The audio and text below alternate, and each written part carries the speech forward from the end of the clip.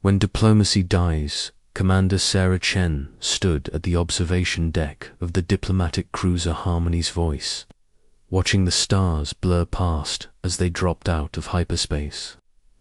The Zephyrian home system spread before them like a jeweled crown. 5 worlds orbiting a brilliant white star. Once she had found this sight beautiful. Now it only reminded her of what humanity had lost. 3 weeks ago, New Harmony had been more than just a mining station. It had been home to 3,000 people, families, children. Her daughter Emma had been among them, working as a geological surveyor, following in her mother's footsteps of building bridges between species. The attack had come without warning. Zephyrian warships had simply appeared and opened fire. No demands, no ultimatum, just death from the void. "We're receiving their docking clearance now, Commander," Captain Marcus Reed said, entering the observation deck. His weathered face carried the same grim determination that had sustained him through 20 years of military service. "They're directing us to the ceremonial platform. Full honors, they say." Sarah turned from the viewport, her grey eyes cold. As winter steel, full honors for the species they just butchered. How generous of them. Marcus had known Sarah for 15 years, ever since she'd first been assigned to the Zephyrian peace negotiations. He'd watched her transform from an idealistic young diplomat into Earth's most skilled negotiator.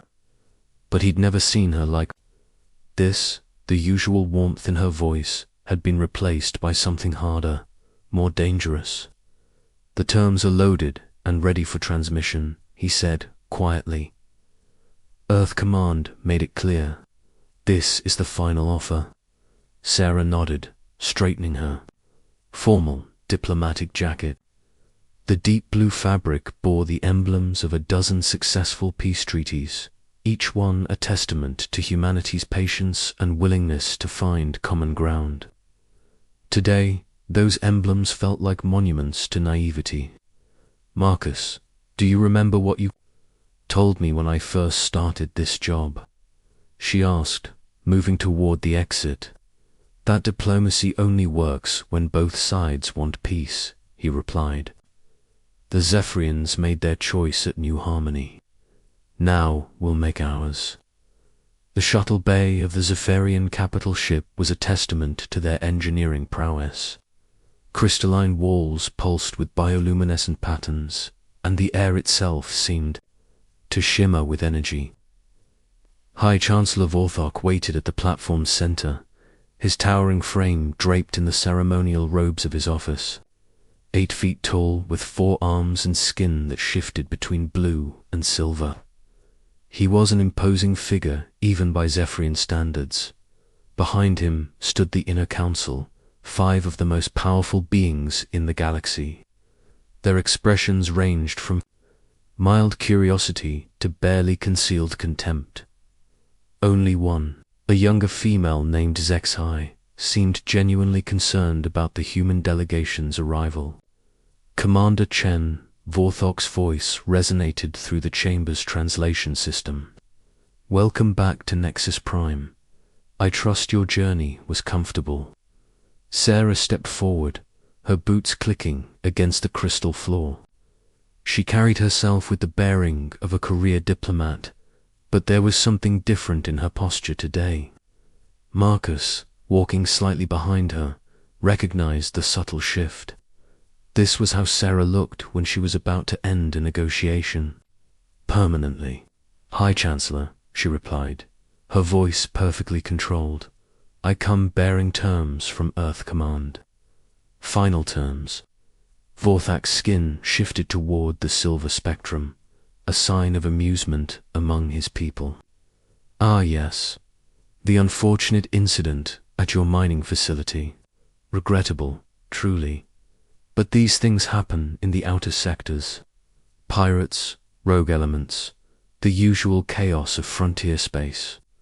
"Pirates," Sarah repeated, her tone flat. "Is that what You're calling 3 Zephyrian heavy cruisers bearing Imperial Navy markings. Stolen ships, undoubtedly. The investigation is ongoing. Vorthak's forearms gestured dismissively. But let us not dwell on unpleasant matters. You mentioned terms. Sarah reached into her diplomatic pouch and withdrew a crystalline datapad, standard for interspecies negotiations. But, as she held it up, Marcus noticed something different about this one. There was an additional component attached to its base, something that definitely wasn't standard issue. The Terran Federation demands immediate reparations of 500 billion credits for the destruction of New Harmony. She began, her voice carrying clearly through the chamber. All Zephyrian military vessels will withdraw from the neutral zone established by the Treaty of Stellar Accord. Your empire will submit to ongoing inspections by Federation observers. The council erupted in a chorus of indignant sounds. Vorthak's skin flushed to deep purple, the Zephyrian equivalent of rage. Absurd. We are not some conquered province to be dictated to by primates who barely learned to leave their own star system. Furthermore, Sarah continued, ignoring the outburst, you will surrender Admiral Kethva for trial in Federation courts, along with all officers involved in the New Harmony massacre. Massacre. Vorthak's voice rose to a roar. You dare use such language in our sacred council chamber? We are the Zephyrian Empire. We have ruled this sector for 1,000 years while your ancestors were still discovering fire. Sarah's expression didn't change. That would be Admiral Kethva, who is currently standing behind you wearing the ceremonial armor of a war hero. Every eye in the chamber turned to a figure in the back ranks of the council. Admiral Kethva was smaller than Vorthak, but no less imposing, his ceremonial armor gleaming with the insignia of dozens of victories. His skin had gone completely silver, the Zephyrian equivalent of being caught red-handed. Commander Chen, Zexai, stepped forward, her voice carefully modulated. Perhaps we could discuss these terms in private. Find some middle ground. There is no middle ground, Sarah interrupted. You have exactly 1 hour to accept these terms in full or face the consequences. Vorthak's laughter echoed through the chamber. Consequences. What consequences could humanity possibly impose on us? Your entire fleet couldn't threaten a single one of our worlds. You came here with 1 ship, Commander. 1 ship against the might of the Zephyrian Empire. Sarah's hand moved to the device on her datapad. You're right, High Chancellor. I did come with 1 ship. But I didn't come alone.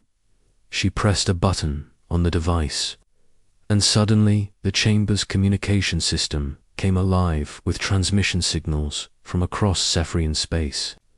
Dozens of voices, all speaking in perfect Federation standard, began reporting in Observer Station Alpha Zephyrian Prime Orbital Zone, in position and ready.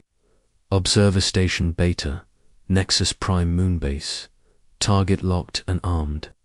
Observer, Station Gamma, Zephyrian Military Shipyard, charges placed and ready for activation. The voices continued, each one marking another location, another target, another piece of a vast puzzle that the Zephyrians were only now beginning to understand. Vorthak's skin had gone completely white, the color of absolute shock. For 15 years, Sarah said quietly, humanity has maintained the Treaty of Stellar Accord. For 15 years, we've honored our commitments, traded fairly, and sought peaceful solutions to every dispute. Did you really think we spent that time doing nothing else? Marcus stepped forward, his hand resting on his sidearm, not as a threat, but as a statement. Project Prometheus has been operational for 12 years, High Chancellor. Every major Zephyrian world, Every military installation, every critical infrastructure node. We've been very thorough. Zexai's voice was barely above a whisper. You've been placing weapons throughout our space. Asterisk, not weapons, Sarah corrected. Insurance. Quantum demolition charges, each one powerful enough to crack a planet's crust. We learned from humanity's history, High Chancellor, when someone breaks a treaty, they usually do it again. We decided to make sure there wouldn't be a second time. The chamber fell silent except for the continued reports from Federation observers scattered throughout Zephyrian space. Each transmission was another nail in the coffin of the Empire's sense of invulnerability. You're bluffing, Vorthok said, but his voice lacked conviction. You wouldn't dare. 3,000 people died at New Harmony. Sarah's voice cut through his words like a blade. 3,000 innocent men, women, and children. Among them was my daughter Emma. She was 24 years old and believed in the same peaceful future that I've spent my career building. She stepped closer to Vorthok, close enough that he could see the pain and determination in her eyes. You want to know what I'll dare? I'll dare anything to make sure no other parent has to feel what I'm feeling right now. The High Chancellor's forearms trembled slightly.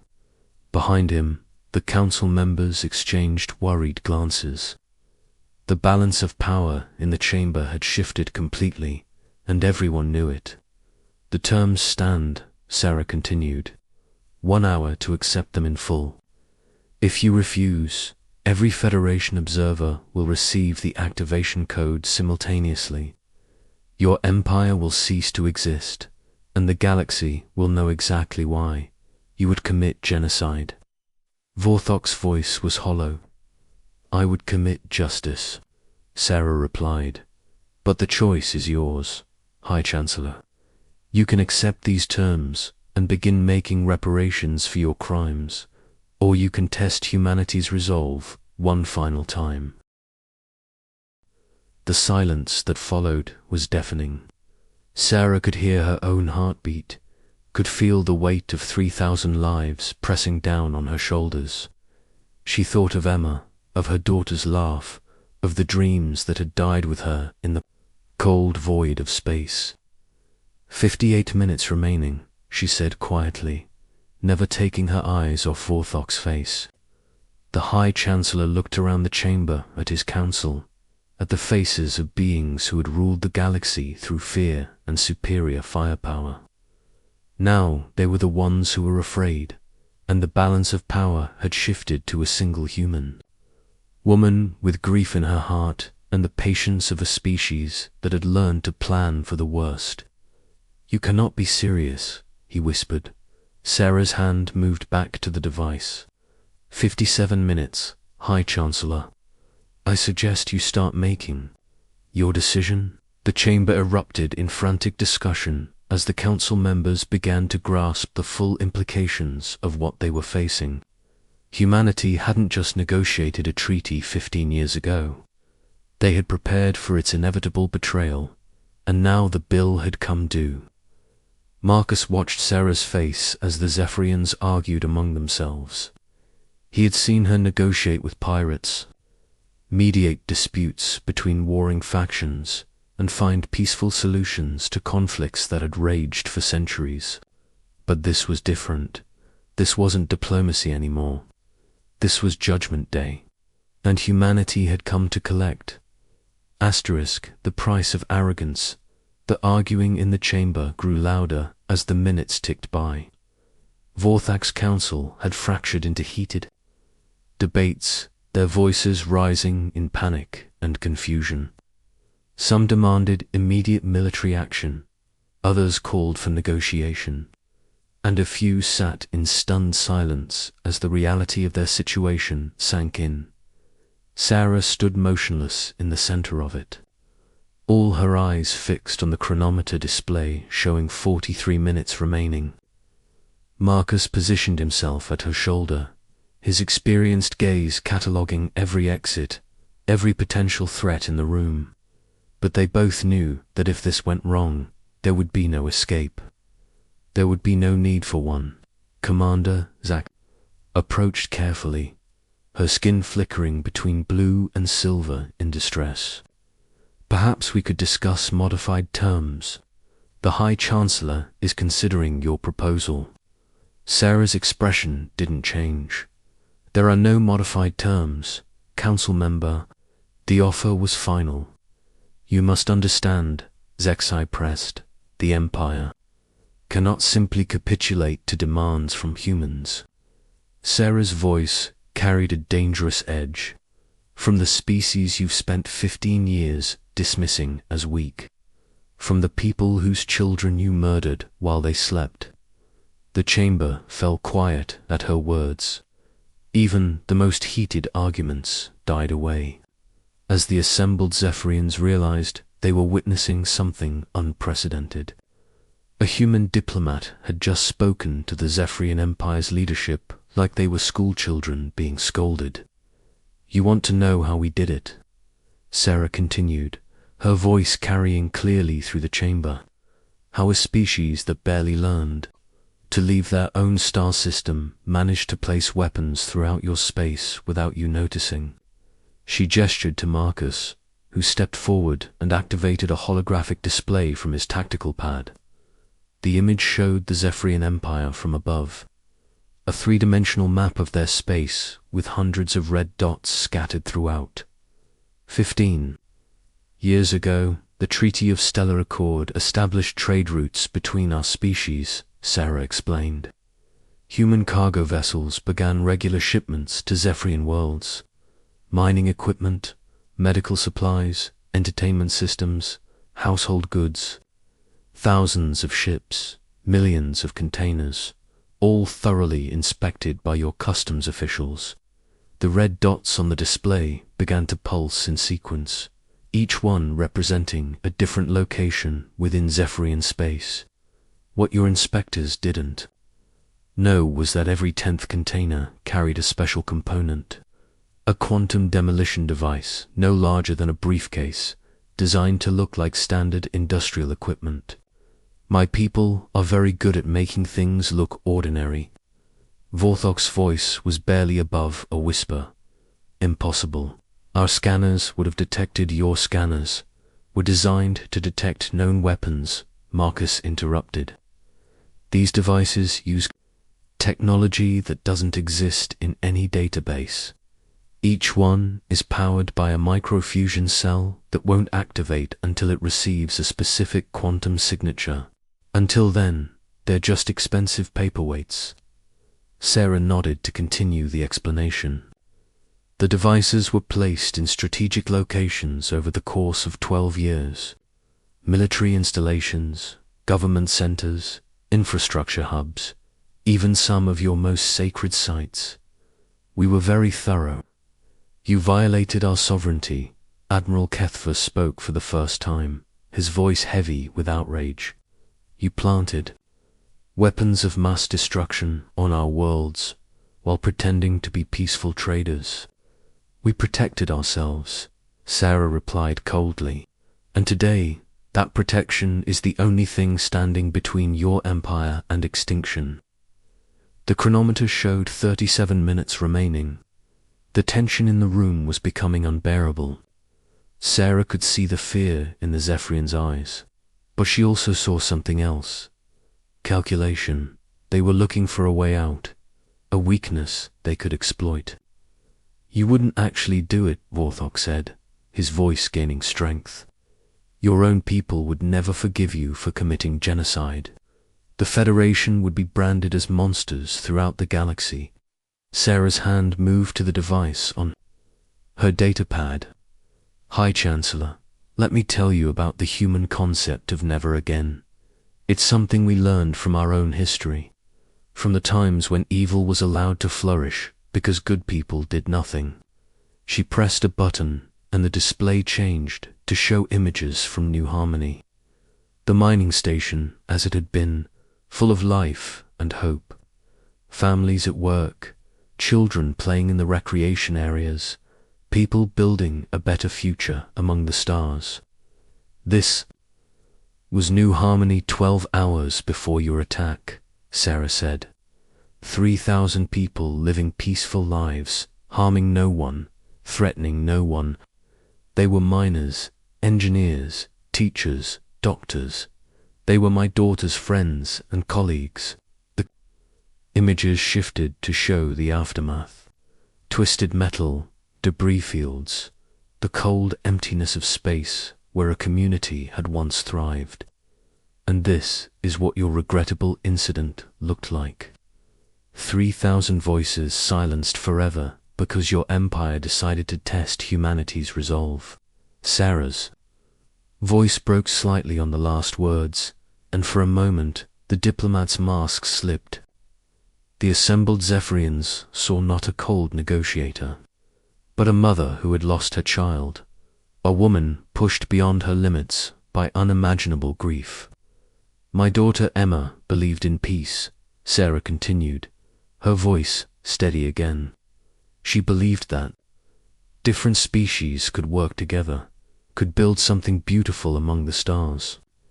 She died believing in that dream, and she died because your empire chose to betray the treaty that protected her. The chamber was silent except for the soft hum of the life support systems. Even the most arrogant council members seemed affected by the raw emotion in Sarah's voice. So you want to know if I'll actually do it? Sarah asked, her eyes sweeping across the assembled Zephyrians. You want to know if I'll give the order that will destroy your civilization? She pressed another button on the device, and suddenly the communication system crackled to life with a new transmission. Commander Chen, this is Admiral Harrison aboard the Retribution. The fleet is in position at the edge of the system. We have confirmation that all Prometheus devices are armed and ready, awaiting your orders. The blood drained from Vorthok's face. You brought a fleet. I brought the entire Third Fleet, Sarah replied. 47 ships, including 8 dreadnoughts. They're cloaked at the system's edge, waiting for my signal. If something happens to me, if this negotiation fails, they have standing orders to ensure that Project Prometheus is completed. Marcus smiled grimly. We learned from humanity's history, High Chancellor. When you're dealing with bullies, you don't just prepare for one confrontation, you prepare for all. Of them, 28 minutes remaining. The panic in the chamber was palpable now. Several council members were frantically working on their personal communication devices, trying to contact military commanders, trying to find some way to counter the threat they now faced. It won't work, Sarah said, noting their efforts. We've been jamming your long-range communications since we arrived. No one outside this chamber knows what's happening here. No one can warn your fleets or evacuate your worlds. This is madness, Sexai said, her voice shaking. You're talking about destroying billions of lives. No, Sarah corrected. I'm talking about saving billions of lives. Every future victim of Zephyrian aggression, every innocent who would die if your empire continued to break treaties and murder civilians. She turned to face Vorthok directly. You wanted to test humanity's resolve, High Chancellor. You wanted to see if we would stand up to the mighty Zephyrian Empire. Congratulations, you have your answer. The High Chancellor's forearms trembled as he stared at the chronometer. 25 minutes. The weight of his empire's survival rested on his shoulders, and for the first time in his life, he felt truly powerless. The terms, he said hoarsely. Repeat the terms. Sarah's expression didn't change. 500 billion credits in reparations.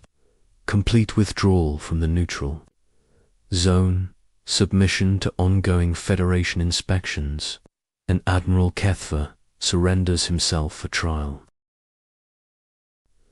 The reparations alone would bankrupt half our worlds, Vorthok protested. Then you should have thought of that before you committed mass murder, Sarah replied. 24 minutes, High Chancellor. The chamber erupted in fresh arguments as the council members realized they were out of options. Some still called for defiance, but their voices were growing weaker. Others demanded immediate acceptance of the terms, their survival instincts.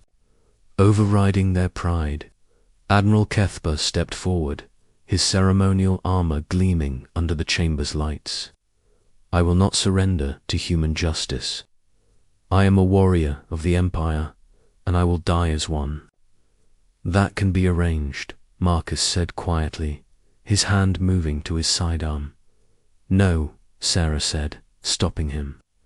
Admiral Kethfa will face justice in a Federation court, or he will face it here when this chamber becomes a cloud of radioactive dust. The choice is his. The Admiral's skin flushed purple with rage, but he remained silent. The mathematics of the situation were clear, even to him. 18 minutes, Sarah announced. Vorthok was pacing now, his forearms gesturing wildly as he spoke rapidly with his closest advisors. Sarah could see the desperation in his movements, the frantic search for alternatives that didn't exist. Commander Zexai approached again. If we agree to these terms, what guarantee do we have that you won't simply make more demands later? You have my word as a Federation officer, Sarah replied. If you accept these terms in full and honor them completely, the Prometheus devices will be deactivated and removed. The Federation will return to the same peaceful relationship we maintained. For 15 years, your word. Vorthok's voice was bitter.